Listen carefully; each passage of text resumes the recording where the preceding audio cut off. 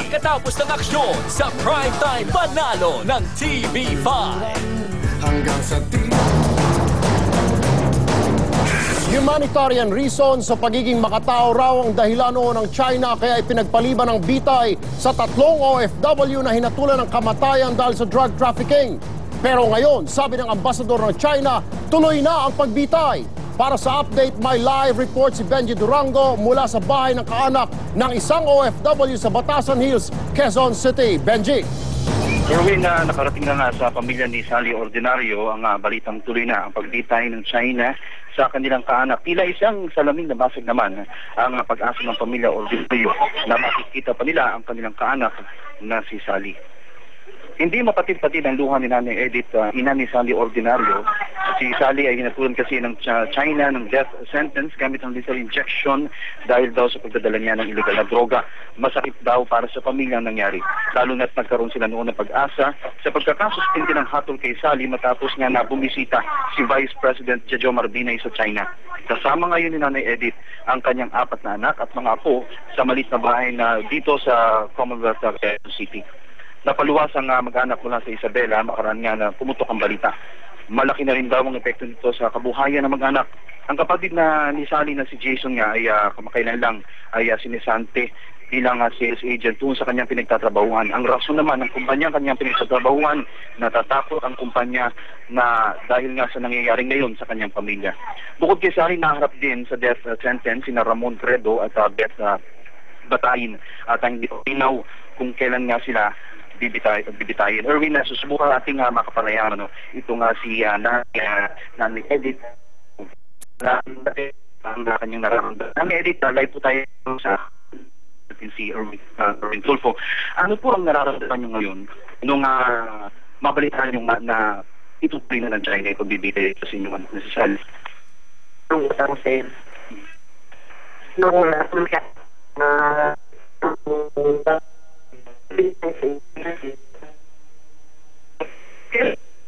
Kailan po kayo huling nagkausap ng inyong anak?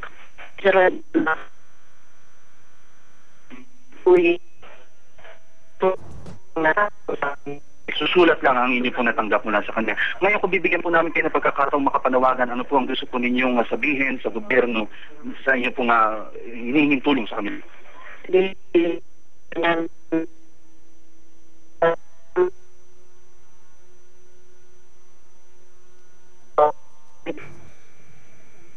Babalikan po natin mamaya-maya lamang si Benji Durango.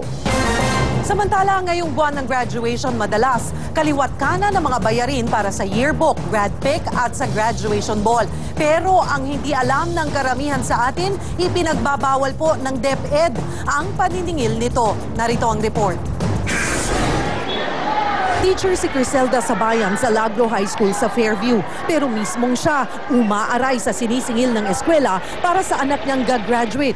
Hirap daw siyang bayaran ang graduation fee, graduation ball at yearbook na aabot sa halagang 840 pesos. Bukod sa mahalang singil, hindi raw ito dumaan sa tamang konsultasyon. Masyadong mabigat para sa isang public school na magbabayad ka ng ganung kabigat na bayarin. Ako bilang isang magulang, mabigat para sa akin yon.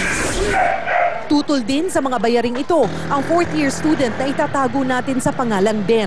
Natatakot siyang lumantad dahil sa takot na balikan at hindi makasama sa graduation. Sa katunayan po nga, yung parents ko po ngayon, nahihirapan din po maghanap ng pambayad kung saan po kukuha ng 840 po. Sana po kung pwede po nilang tanggalin yung bayaran po. Sinubukan naming kunin ang panig ng paaralan tungkol sa nasabing reklamo, pero tumanggi ang prinsipal na magsalita sa harap ng kamera. Pero base sa Department Order No. 4 ng DepEd, malinaw na bawal ang paniningil ng mga bayarin para sa graduation. Ang mga teachers at mga principal or school heads ay hindi pwedeng maningil ng kahit na anong graduation fee.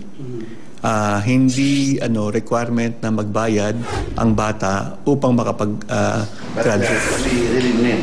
Idinipensa naman ng presidente ng General Parents Teachers Association ang paniningil ng Lagro High School ng bayarin, partikular sa yearbook.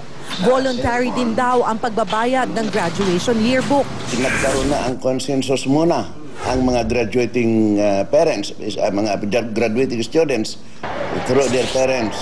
800 ang nagbigay ng positive response na magkaroon ng yearbook. Pero mismong DepEd sinasabing bawal pati ang ginagawa ng General Parents Teachers Association. Ang pwede lang actually mangolekta is PTA but has to be covered by the appropriate resolution at hindi ito pwede maging compulsory. Ulitin ko na hindi pwedeng gamitin yung ating mga teacher at principals para mangolekta ng mga fees. At kaugnay po ng balitang yan, naglabas na po ang DepEd ng order na ipinatitigil po ang paniningil ng iba't ibang bayarin sa graduation sa Lagro High School. At pinagpapaliwanag na rin po ang prinsipal ng naturang eskwelahan sa loob ng 24 oras. At gusto po naming ulitin, bawal maningil ng mga bayarin para sa graduation ang mga eskwelahan. Ayon po yan sa DepEd. Kung may mga gusto po kayong ireklamo, maaari kayong mag-text o tumawag sa DepEd Action Center. Ang numero po ay 0919-456-0027. Pwede rin po kayo mag-email sa action@deped.gov.ph o tumawag po sa numerong naka-flash sa inyong screen.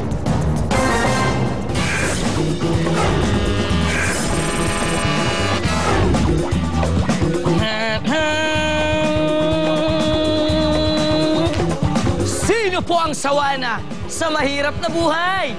Ba't di niyo subukan sa kabilang buhay? Ibig kong sabihin, sa mundong may lumbay, pwede kang umalis sa space. Maglakbay. I'm flying without wings. Si Koichi Wakata sa Japong malapit, Japanese astronaut na may flying carpet. Pag zero gravity, sa pag-upo ay hirap daw ang puwet. Kaya po patayo, sinubukang pilit. Di raw patatalo ang ibang astronauts. Breakdancing ang sagot, pampawi ng lungkot. Mukhang super enjoy magpaikot-ikot. Kapag nabukulan, magpilot ng kiron. At syempre, feeling astronaut din mi, lumulutang sa ere. Kaya trivia time muna tayo, mga pare! Alam nyo ba na si Neil Armstrong, very strong, ang kauna-unahang tao na nakatapak sa buwan gamit ang kanyang kaliwang paa. At para makatulog sa kanilang ship, kailangan nilang gumamit ng bunk bed o higaang may belt. Ito ay para maiwasan ang kanilang paglutang at pagbangga sa mga gamit sa loob ng kanilang sinasakyan habang naghihilik o habang natutulog. Ay, buhay! Ang sarap talagang lumipad ng super high. Ano namang high ang nakakamatay? E di, high blood. Ito pa rin po si Makata. Nagbibigay naman ng edukasyon, informasyon, leksyon. Dito lang sa Aksyon!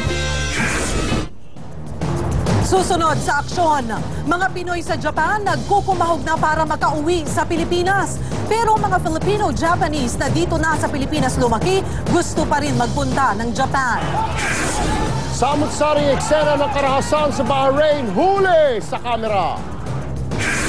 Sangay ng LTO sa Pilar, Bataan, ginawa raw family business. At isang aso sa Japan, di maiwan ang isa pang aso na nabiktima ng tsunami.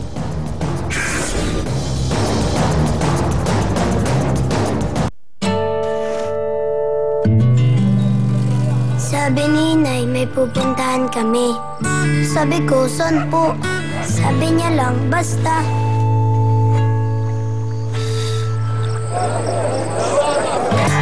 Hindi ko malilimutan yung araw na yun na lalong lumiwanag sa aming bayan.